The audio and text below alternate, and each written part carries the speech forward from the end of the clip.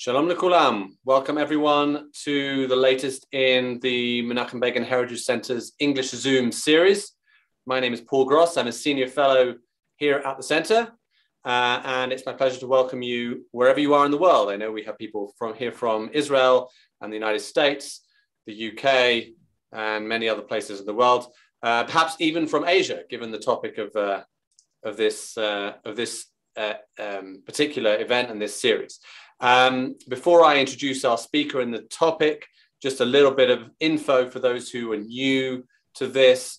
How this is going to work is I'm going to speak to our guests for about half an hour, and then the rest of the time will be open for questions from the audience, from all of you. You can write those questions into the chat at the bottom of your Zoom screen, and I will read them out to our guest. Just to say first, those of you on my mailing list or who saw our publicity, this is the second in a series that we're doing on Israel and Asia, Israel's relations with a number of Asian countries, growing ties with a number of important countries in Asia. Last week, we spoke to the Deputy Ambassador to India. For those of you who missed that, I'm afraid I have not yet been able to release the recording of that because the Ministry of Foreign Affairs in Israel need to give me the okay to do so. They wanted to check some things that she was saying because it was relevant to the visit of the Indian foreign minister to Israel. So hopefully I'll be able to release that in the next day or so. Okay, so from last week's very specific look at a particular important country. Excuse me, sorry about that. Okay, sorry about that. That happens sometimes. We're going to be looking more broadly at Israel's relations with Asia through the eyes of Rebecca Zeffert, the executive director and founder of the Israel-Asia Center, who's been working over a number of years now to develop ties between Israelis and Asians, especially young Israelis and Asians. The Israel-Asia Center is a not-for-profit organization here in Jerusalem, dedicated to informing, empowering, and connecting the Israel-Asia leaders of tomorrow and preparing Israel for a secure and prosperous future in the Asian century. And we'll talk to Rebecca about what that century, why it might be the Asian century. Prior to founding the Israel-Asia Center, Rebecca worked for over a decade in media, public relations, and public affairs in China, Japan, Israel, and the UK. She studied at Kansai Gaidai University in Japan. I may not pronounce that correctly. Tianjin University and Shanghai Theatre Academy in China. And she has a BA in Modern Chinese Studies from the University of Leeds in the UK, where she is originally from. Rebecca, great to have you with us. Thank you so much for inviting me. So let's start with a sort of general question. You made Aliyah from the UK, like myself, but you came with a background in Asian studies, as we heard, including living in Japan and China. Can you tell us something about your interest in the region and your motivations for founding the Israel-Asia Center, which has been such a great success over the years that you've been building it up? Asia had always been a personal passion of mine from going back to when I was even a teenager. I was just fascinated by Asian culture, had been studying Japanese language from when I was even in high school. And of course, that continued when I went on to study Chinese and Japanese at the University of Leeds in the UK, and running lots of Asia-focused events there. And the passion really continued. And I've been in Israel now for 18 years. I worked in, as you said, in media and public relations for about 10 of those years, but I was always talking about Asia. And it came to the point where I really felt, I needed to stop talking and start actually doing something. And that was around the time of the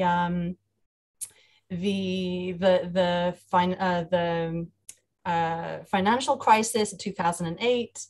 And very little was happening in Israel at the time when it came to Asia. And there was, I would say, the huge knowledge and network gaps that existed at all levels, really, in Israel, in terms of that understanding and that bridge building with different countries in Asia. And when I talk about Asia, I'm really talking about East, South, and Southeast Asia. Okay. Sorry, go on. Yes. So in 2009, I founded the Israel Asia Center, which, as you said, is a not-for-profit organization based here in Jerusalem, just down the road from the Begin Center. And I maybe if I just sort of share a couple of slides that can please really talk about, demonstrate for those who aren't so familiar with the why behind this, why this is, I feel this is so important. So I'm just going to share my screen now.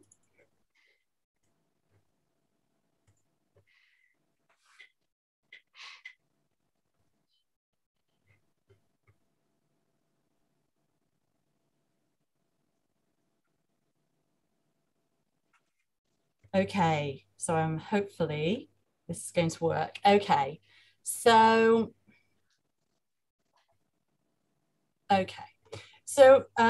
looking at East, South, and Southeast Asia, everything essentially within this circle. I mean, there are more people living inside this circle than anywhere else in the world outside of it, which is often really hard to comprehend. But we're talking about 60% of the world's population inside this circle.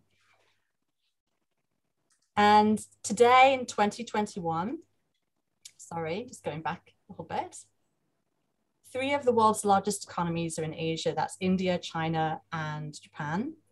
The US, of course, is number 1. And by 2030, that will be 4 out of 5 of the world's largest economies, including Indonesia. So it's really clear that what happens in Asia really does have an impact on the rest of the world.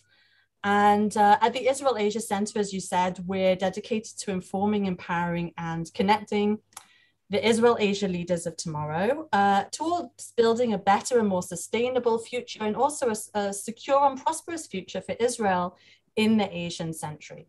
So we do that through 2 different kinds of programs.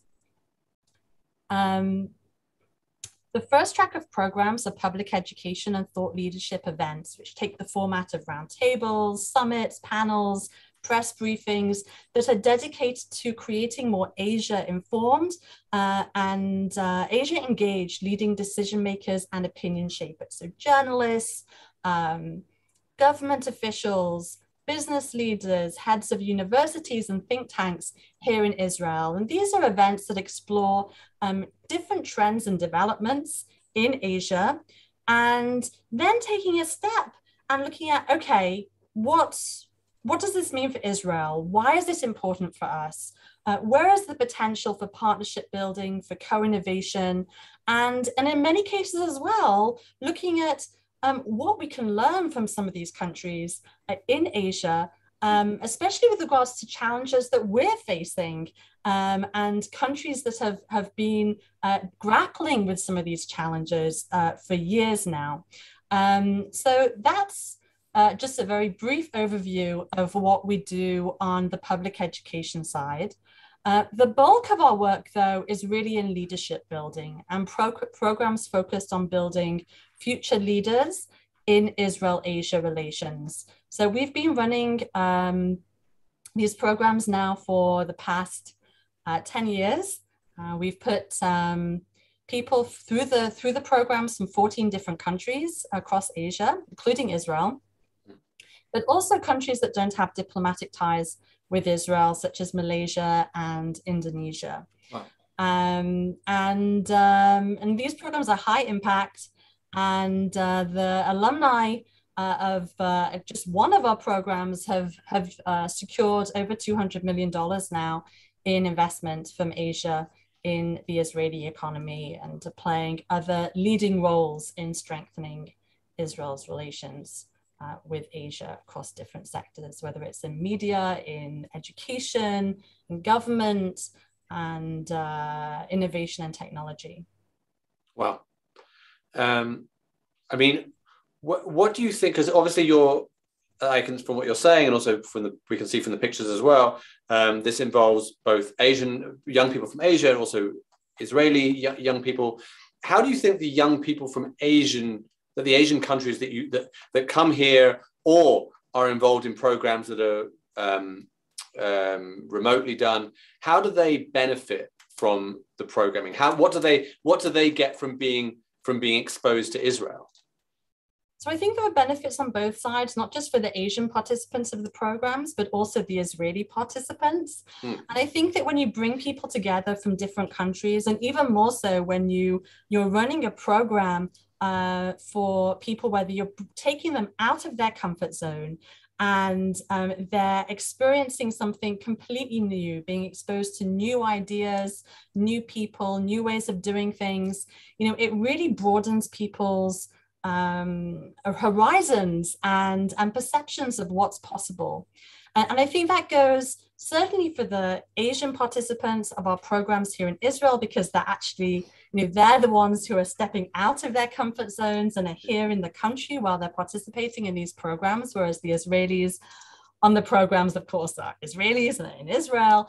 But, we do see, it's amusing sometimes because we see how over time, and some of these programs are as long as 8 months, we see how some of the Asian participants of the programs develop a certain level of chutzpah and definitely become more Israeli. Whether that's a good thing or not, I don't know, but definitely become more Israeli during their time in Israel.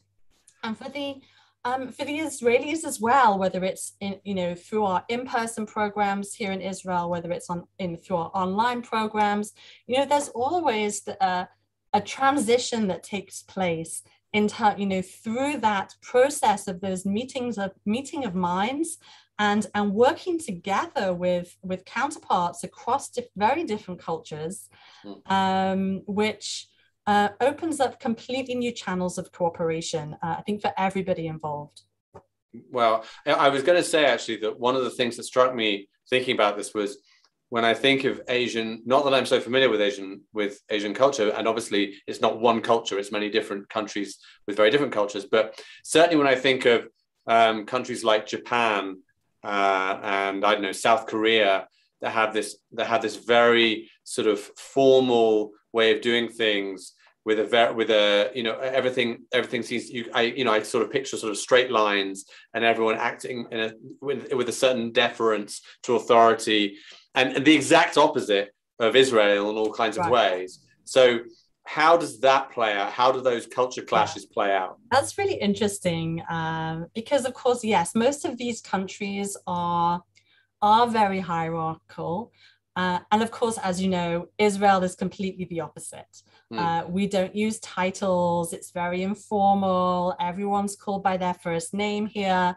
And it's a big culture shock for a lot of people from different countries in Asia coming to Israel and experiencing that. And I think it takes a while for many of them to not just to understand, first of all, just how to interact with people here, but that people in Israel are just so accessible at every level because we lack that hierarchy. And that, all the people that we're introducing them to, whether it's senior leaders in the foreign ministry, politicians, really, some of the country's leading business people, we wouldn't introduce them to them if we didn't know that those speakers wanted to follow up with them and were willing to hear from them afterwards. And I think it takes a while for them to really understand that, to internalize it. But once they do, then the potential is really limitless, and you see what's possible. They understand what's possible to do here in a very short space of time, just given that those barriers don't really exist. Right. Can you give us just a window into sort of what those experiences are like? So if someone comes from wherever they're from, India or China or Japan or wherever, and they participate in an 8-month program with the Israel Asia Center, what might a typical week include? So our 8-month programs are part-time because most of the participants who take part in our programs over 8 months are also studying or working in Israel. Right. And so they have full-time jobs and, we're doing master's degrees here. But every Sunday we'll get together and we'll have seminars and workshops on different aspects of Israel and Israel-Asia relations with high-level speakers and also equipping them with the skills to successfully navigate the ecosystem here, especially if they're Asian and based in Israel.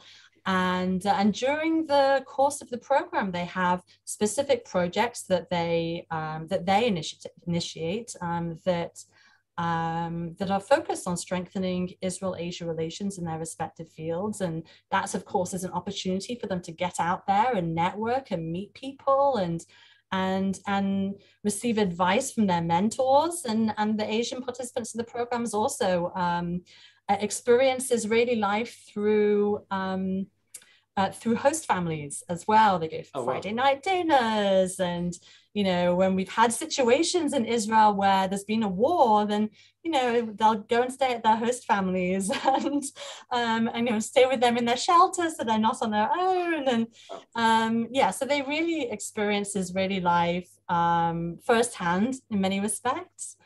And then, of course, is the ongoing engagement after the program, and they continue to be engaged and very connected with Israel. And I think for the Asian participants, they're not satisfied unless they're continuing to work with Israel after the program. Is that you? I mean, it's interesting you mentioned that these people who are on an 8-month program are already here doing something. Do you have any idea of numbers? How many, for example, people from Asia are coming to study at universities here? Is that something you would? Well, this is all pre-COVID. Pre-COVID, of course, yeah. Yes, it's been very difficult getting in and out of Israel during COVID. We're not talking about huge numbers. In terms of Asian students in Israel, we're talking about a few hundred who are here for programs that are longer than a few weeks. Many of them are here doing master's programs. Some of them are doing technical training programs in agriculture, for example. Some of them come on bachelor's programs, but there aren't that many bachelor's programs in Israel in English. But yeah, I think that there's definitely more potential for attracting Asian students to study in Israel. I was going to say, I mean, I'm thinking, why would someone from, say, Japan or China or India come here rather than the States or Canada or Europe and to study? Right. I mean, everybody has their own personal story and their reasons for coming. Sometimes it's just they saw it was an option on an exchange program at their university, and they thought, well, that looks interesting, and they just decided to come. But in most cases, it's because they had some other connection with Israel. It could be that they're a Christian and they're connected to Israel through their church. It could be that they'd done business, or a member of their family had done business with Israel in the past, or in many cases, they'd read the book Startup Nation, and that had inspired them to come and study in Israel. And it's been translated into quite a lot of Asian languages now. And, we had a case, actually, it was a really interesting case. We had one of our young leaders from Korea, and her father was a Talmud scholar. So she was brought up with this culture of asking questions. And so it was her dream to come and study at Hebrew University. And she did her whole degree, a bachelor's degree in Middle Eastern studies in Hebrew. Wow. So that, everyone has their own unique story. And it is in some ways, it's almost a self-selecting group of people. Right. I'm also interested, obviously I think the people on this call are, from around the world, but basically in almost everyone on this call, I think, is from what you would broadly define as the West.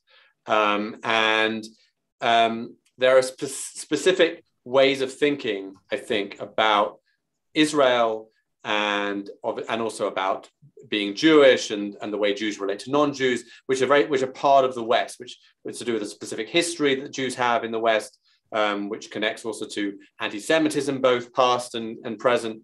And obviously Asia is so different, has such a different history, has a very different relationship with Jews, often not having any relationship with Jews, obviously.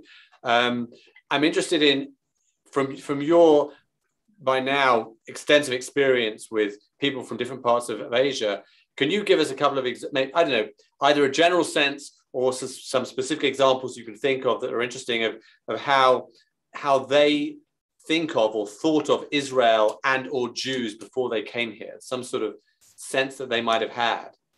I think every case is different. Every individual is different. And of course, perspectives change also depending on the country that they came from.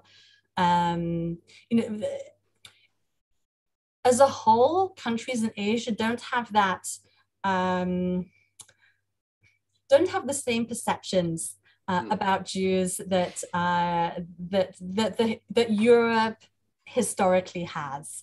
And in most cases, I would say that Jews are viewed in a positive light in different countries in Asia. And so you kind of start from an equal footing without that baggage. That's okay. That's right. I wanted to ask you actually about a specific program that I know that you're running with Indonesia, which you mentioned in passing. And it's particularly interesting to me for a couple of reasons. One is that, as I think you said, Israel doesn't have diplomatic relations with Indonesia, at least formal. I think there might be some behind the scenes things, not really, nothing at all. Whatsoever. Okay. And also because, as I think many people aren't aware, because when we think of Islam and Muslims, we tend to think of the Arab world. Indonesia is the largest Muslim country, but in population. Which is like mind-blowing for many people, but it happens to be true. Is it the fourth most populous country in the world, Indonesia? Fourth most populous country. It's 270 million people. It's the world's largest Muslim majority country, because it's not officially a Muslim country. Okay, Muslim majority country. Yes. And yeah, it's the largest economy in Southeast Asia. So what can you tell us about this program? How does it work? Yeah, I mean, there've been I'd say different types of cooperation between Israel and Indonesia over the years, very much under the radar.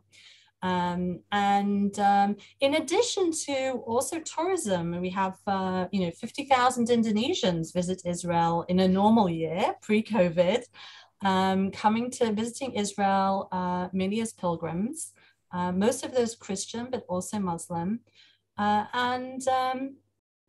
there are no diplomatic ties, there is trade between the two countries, about $500 million worth of trade, and that includes trade by third countries like Singapore. And it tends to work well if it's kept under the radar, kept quiet.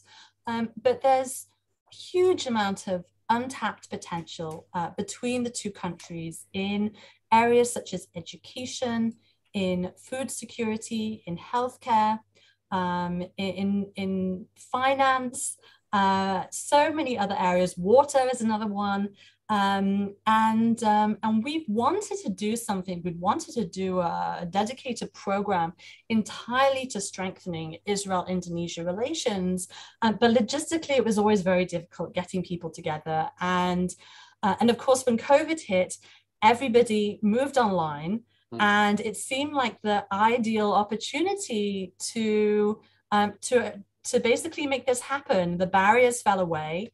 And so earlier this year, we launched a program called the Israel-Indonesia Futures Program, which brings together emerging and established leaders from different sectors to work together to develop solutions to challenges that are presented by Israeli and Indonesian companies and organizations in areas such as healthcare, education, skills development, and food security. And during a period of 3 months, which again is entirely online, we coordinated, or we put participants into binational teams. So they were working together again, cross-culturally, all online, to develop solutions to those challenges while receiving mentorship from both Israeli and Indonesian mentors, and on a weekly basis attending seminars and workshops to better understand each other's countries, economies, challenges, and ecosystems, and how to successfully navigate them. Well, just to follow up quickly, how did you find the participants? How did you reach them given the challenges? I've spent some time in Indonesia, and we already had networks there, but a lot of it was really reaching out to people on an individual basis and through our existing networks. And we actually, it came really kind of off the, really immediately following the Abraham Accords. We saw this increased interest in Indonesia at the time, in Israel. And what we were seeing in the Indonesian media was increased dialogue and debate in the country. Should or shouldn't Indonesia establish diplomatic ties with Israel? And that's never really been a question in the past. Right. And so when we launched this program, we got a lot of interest from the Indonesians who, were eager to learn more about Israel, and there was a great deal of excitement between the participants of on both sides of the program, because really it was the first time for most of them that they'd met anybody from each other's country. Wow. Yeah, that's fascinating. Before I go to this question, I just want to say to everyone on the call, guys, get your questions in. I could ask a million more questions and speak to Rebecca for the next hour, but I want also to hear from you and her, not just to answer my questions. So I'm going to ask one more, and then hopefully we'll get some questions from you as well. Otherwise, I'm very happy to continue asking questions. Rebecca, maybe you can just, my final question from me. So in the years you've been working in this area, obviously there's been a number of developments in Israel's relations with various Asian countries. And I know you're not involved in diplomacy, you're not involved in policy, that's not your area. So with all of that, with that caveat, can you speak to some of the changes that you've noticed over time, maybe like a couple of different countries that you can speak to? Well, just going back again to when I first founded the Israel Asia Center in 2009, there was very little happening in the Asia space here in Israel, and no educational organization like ours dedicated to bridging those knowledge and network gaps. And at the time, I think there was, again, a general lack of awareness, very little activity in this space. And this, I remember at the time there was the talk of like China being the next big thing. And of course, by that, I think, in the US, China already, UK, people already realized that China already was the big thing. Right. And that was a conversation that had taken place maybe 20 years before. So there was also catching up to do. But, I think that a lot has happened over the past 10 plus years. We've, just take Japan, for example. There was almost no investment from Japan in Israel, very little activity for years, actually, really as a result of the Arab boycott of Israel. And then, with Shinzo Abe's visit a few years ago, it really gave the green light for Japanese companies to come to Israel and start investing. And they did. It really opened the floodgates. And I think, almost every Japanese corporation now has has representation here in Israel and are investing in Israeli tech. With regards to Israel and India, we've seen, especially with Prime Minister Modi, those ties with Israel have become much warmer. And in fact, this week, we've seen the India's Minister of External Affairs visit Israel, and the resumption of free trade talks between the two countries. And I think that we're already also seeing a lot more activity between Israel and different emerging markets as well, which is relatively new, with countries like Vietnam and the Philippines. Oh, okay, that's interesting. Yeah, we didn't mention some of those countries as well. Just out of interest, sorry, I know I said I go to questions, but can you just give us a very quick, which countries have you had represented in your programs? Gosh. I mean, India, we know India, Japan, China, we can assume, South Korea. Yes. And Greater China, so like Taiwan and Hong Kong, Japan, South Korea, yes. The Philippines, Vietnam. Okay. I just froze, but if you hope you can still hear me. We can still hear you. Yes. Singapore, Indonesia, Malaysia, Nepal,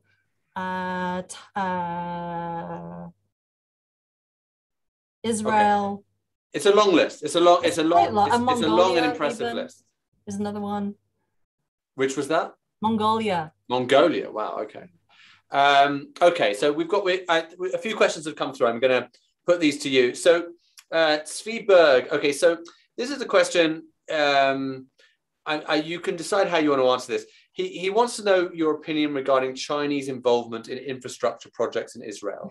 And is it a good thing, or should we be wary? Now, let me preface that by saying, obviously, this plays into very big geopolitical questions regarding Israel's relationship with the United States.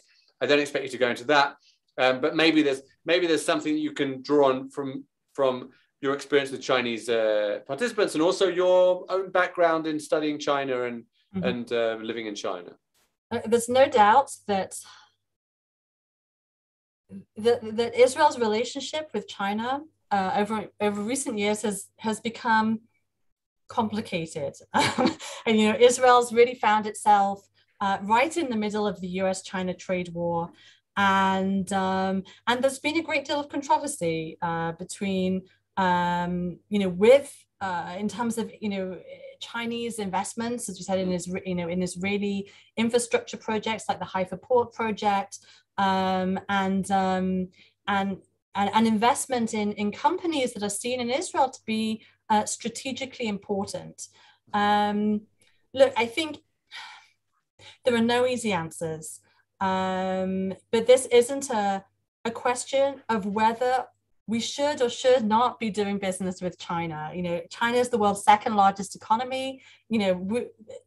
It's a country it cannot be ignored.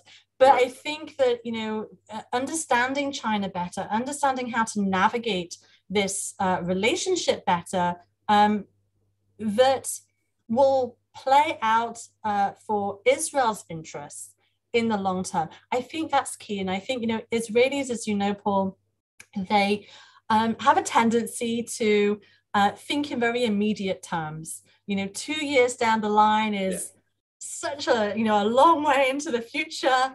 But of course, China's a country that's thinking 50 years ahead, if not long, further. And I think that Israel needs to understand what these relationships or what these investments will mean for Israel in the long term, and not just a year or two down the line. So I think that's just what Israel needs to be getting better at, if that's possible. But of course, just learning more, understanding more about China in this case, and other countries in the region, and what their agenda is, and how they see, this relationship is important for our future security and prosperity here in Israel. Great. Okay. Thank you. That's a very fair answer, I think. Svi, if you're interested in China specifically, In a couple of weeks, we're going to be focusing specifically on Israel-China. So stay tuned. There's a question, a very straightforward question from Bob Dale, who wants to know how the organization, how the Israel Asia Center is funded. Do you get any government support? We have received government support. We're not currently receiving government support. Our funding comes mainly from individual donors, from foundations, from corporate sponsors, and from participant fees for our programs. Okay. Jacqueline Jacqueline had a question about Malaysia, which has a record of, especially from its prime minister, of anti-Semitism and some very explicitly unpleasant comments about Jews. What's the experience of the center with Malaysia, with Malaysian participants? We've only had one participant actually from Malaysia. No, I mean, there is business, again, just like with Indonesia, right. There's trade between the two countries. It's much more under the radar than it is with Indonesia. But, it's not an easy relationship. And I'm not even sure at this point, I mean, other than programs like this, but, the participants have to participate in the, if you go to our website and you see a list of our alumni of our programs, you'll see that, the participants from Malaysia and in many cases from Indonesia, we haven't published their names, we haven't published their photos. They participate in our programs very much anonymously, and they need to, in some cases, to just for their own safety. Right. Wow. Okay. Yeah, I think Malaysia is a different case to Indonesia, and I think it's I'm not sure what can be. I don't think we could run the same kind of program that we're running with Indonesia with Malaysia right now. Let's just say. Well, interesting. Very interesting. Okay. Lily Klebanoff Blake wants to know about graduates of the program. What are they doing now? What are the highlights of some of their accomplishments? So, hi, Lily. Gosh, there's so many stories, and I could talk about this for hours because I'm so proud of all of them and the things that they've accomplished. And I think we have one of them on the call, or we did before. A lot of them are in areas, in different areas of investment. Some of them have gone into academia. Some of them are working for Asian government ministries or working at Israeli embassies in Asia. We have people who are heading up the Asia operations for Israeli companies and vice versa. We have somebody who's a producer at I-24 News in Israel from India, and who regularly features stories on Israel-Asia relations, just to give you an example. We had somebody from Korea who, I've got it right here, published this book. It's a coloring book. It's all in Korean, and it's about her life and travels in Israel. So wow. It features different festivals in Israel, wow. Jewish festivals, and playing matkot, which is, beach ball on the beach in Tel Aviv, going to fruit stands or the fruit juice stands in Tel Aviv, and landing in Israel on her Korean passport. So that's just one example. It's pretty diverse. Some of them are working at think tanks, or teaching at universities, but each one of them is doing something important and very unique. Great. Can you just say something? We talked mainly about the participants from Asia, the Israelis who take part. Are they people that are studying Asia? Who are the Israelis generally? In some cases, but often they're studying economics or right. international relations, or subjects completely unrelated to Asia. But in most cases, we require that the Israeli participants of our programs have demonstrated some connection, established connection with Asia in some way, have traveled there. They really need to be, especially for our Israel-Asia Leaders Fellowship, which is for younger participants, we need to know that they're going to take this experience and really and really run with it after the program, and be very active in strengthening Israel's relations with Asia in their career moving forward. Right. It's not enough they just like sushi or do judo or something. Fair enough. Fair enough. Okay. Okay. I'm going to ask if people can write in a few more questions. I'm going to wait for some more questions for you guys. In the meantime, let me ask Rebecca. You're a little bit more, maybe if you don't mind, a more personal question. So, when did you make Aliyah? First came to Israel. Well, it wasn't the first time I came to Israel, but prior to Aliyah, I came to Israel to study on a program here, which included an internship, and then the internship led to a job. So I thought, why not make Aliyah temporarily and see how it goes. That was so I first came 18 years ago for that. So I've made Aliyah about 17 years ago. Okay. And when you came and how long has the Israel Asia Center been going? Technically, we've founded in 2009, so it's been 12 years, but 10 years of running programs. And it's quite, I mean, it's not a small thing to start something from scratch, to start a new organization from scratch. I mean, did you find like-minded people partners to build it with? Was it a completely solo effort? How did that happen?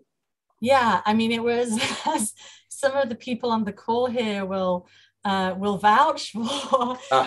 It was really a long and interesting journey. At the time, as I mentioned, there was very little happening with regards to Asia and Israel. So, it started out just with a website and newsletter, and every month we'd feature a different topic relating to Asia or Israel-Asia relations.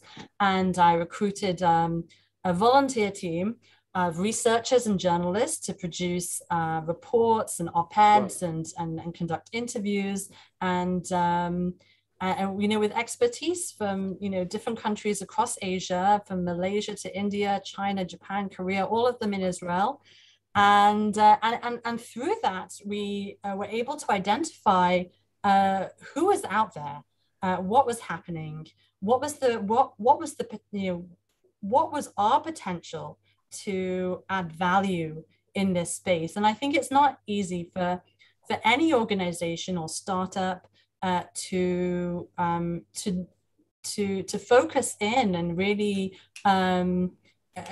develop or understand how to move forward, or when they come up with an idea, how to where to begin. Yeah. And I certainly, I wanted to start with everything. But ultimately you have to start with one thing, and kind of on a trial basis and see how it works. And, I think with all of our programs, we've adapted things as we've gone on, and, learned over the years what works and what doesn't, and learned a lot of lessons along the way. But I think, I couldn't have done this in England. I think it's important to recognize that the environment here in Israel is very unique. And people, as I mentioned before, just that accessibility and that lack of hierarchy makes it possible for somebody to come to the country who doesn't know anybody and start an organization, start a business, develop networks. I think that in Israel, it's not so much who you are, but what you know and your ideas. And if you have a good idea, people want to meet, are willing to meet, or certainly willing to share advice, whether you want it or not. I think and will want to work with you. And I think that's something that's very unique, and something I've been able to pass on to participants of our programs over the years, just through my experience of having gone through this. Yeah, I think that's a really great point, because I think when we think of Startup Nation, we think of the high-tech world, but actually the startup nature of Israel actually applies in other areas as well, including like starting an NGO or right. That's a really great point. I had another question. Oh, yeah. There's a good chance that most of the people, or many of the people on this call, including me, have not traveled in Asia, have not traveled anywhere in Asia. Many of the people on this call did. What would you, given your extensive experience, both traveling in Asia and your knowledge of the region, of East Asia and Southeast Asia, what would you recommend? I mean, we're talking when the world gets back to something closer to normal. Where would you recommend people to go and visit? Could you give us a few tips in terms of? I realize it's a big place and there's a lot you could see, but can you give us, let's say, three cities in three cities in different countries that you would recommend for us to go, and why? That's just. Have I given you an impossible question? Well, it's just Sophie's choice, isn't it? It's impossible. No, we're in the knowledge. You can answer with the caveat that it's not exhaustive, that you're leaving out a bunch of things that we shouldn't assume that other places that you're not mentioning aren't worth going. But just as an example. I don't know. I mean, there's so many amazing places, and I don't even know where to begin. I think each country has, of course, their, just unique experiences to be tapped into. And I think it also depends how you do it as well. And the more immersed you are in the local culture, the better. Right. I can't. All right. So I'm going to be okay. I'm my going to mind's ask. been blown too many times. By different trips. So let me do it this way. Let's do it this way. If I gave you if I said to you tomorrow, you have a ticket, a flight to a city in Asia for you to spend a week, and it can be anywhere, but you only have 10 seconds to decide where. Where's it going to be? It could be somewhere you've already been or somewhere you haven't been. I love Hanoi. Hanoi. Okay. Great. No, that's great. I wanted the location. Yeah. Why Hanoi? Oh, it's just perfect. I don't know. It's just beautiful, amazing people. Actually, you know what? They're really the Israelis of Southeast Asia, and they are fiery, and they you don't want to mess with Vietnamese, but they're amazing people. They're just beautiful architecture. Amazing culture and arts and just it's just a stunning country and very easy to travel around. Well, okay, good to know. Yes, everyone, Vietnam, Hanoi. Okay, great. Actually, if I put my Israeli history hat on, if anyone's read the recent very long biography of Ben Gurion, by Tom Segev, he mentions that Ben Gurion met Ho Chi Minh in Paris in like the 1930s or something, and Ho Chi Minh was really supportive of Zionism. Interesting story. He actually offered to Ben Gurion, was it in 1947 in Paris? He offered to Ben Gurion that Jews could actually come and settle in Vietnam. Well. Okay. But in a number of ways, the 20th century would have worked out very differently. It would have worked if that had happened. Okay. All right. Listen. If people don't have any more questions, I want to thank Rebecca very, very much for her time. Rebecca, I also want to ask you to write in the chat the the website URL of the Israel Asia Center, so that people can check it out for themselves and see the fascinating stuff that the Israel Asia Center is doing. How can people support the work that you're doing? Are there ways they can support it? Just spreading the word? There are so many ways to support the Israel Asia Center. We've provided some examples on our website. If you click on support, we have lots of different suggestions there as to how you can get involved. Okay, great. Listen, I really appreciate your time, and it's as I said, I think I probably said it last week as well, that Asia is, as you said, the Asian century. It's going to become increasingly important in the world, in geopolitics, and Israel's international relations. I think Asia, China especially, but not just China, are going to make have an increasingly large footprint in this region, and we need to understand the region better. We need to know more about it, and understand how the different cultures there work. And the Israel Asia Center is doing amazing work in that regard. So thank you, Rebecca, for all that you're doing. I've written my email address for everyone, paulg@begincentre.org.il. If you're not on my mailing list and would like to be, drop me an email. It means that you'll get all the info about our English events, both this series and other things that we're doing. We have regular English events every Wednesday around this time or a little later. So please do that. And thank you all for joining. I hope you all have a good day or a good evening, depending where you are. And hopefully I'll see you next week when we'll be speaking to Israel's ambassador in South Korea, in Seoul. So I hope to see you all then. Thank you, Rebecca. Thank you, everyone. Thank you very much.